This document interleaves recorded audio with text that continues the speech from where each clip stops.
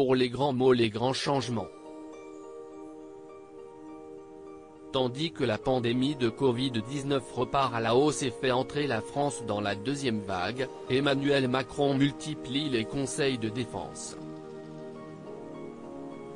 Créé pour discuter de défense nationale, tout ce qui est dit durant ces réunions est classé secret défense, et ce, sous le palais de l'Élysée, dans le bunker.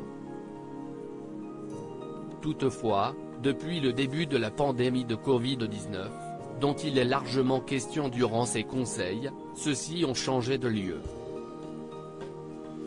Et ce pour une question de distanciation sociale. En effet, pour éviter d'être trop proche durant les conseils de défense, Emmanuel Macron a décidé de tenir ses réunions dans le grand salon Murat dans le palais de l'Élysée pour que les participants ne soient plus collés les uns aux autres, rapporte France Inter. Des conseils de défense qui sont devenus monnaie courante au sein de l'Élysée, tant le chef de l'État les multiplie désormais, notamment pour discuter avec ses ministres des mesures sanitaires à prendre pendant la pandémie de Covid-19.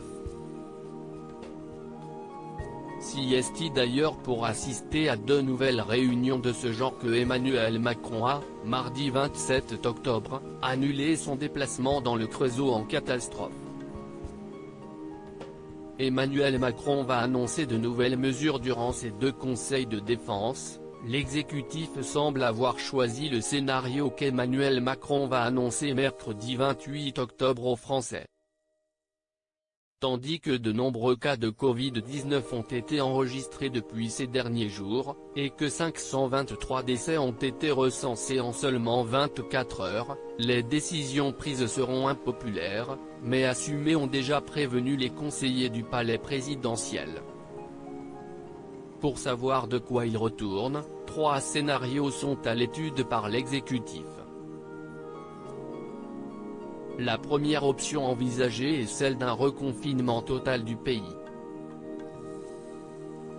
La seconde privilégie les reconfinements locaux, où seules les zones les plus impactées par le virus seraient concernées.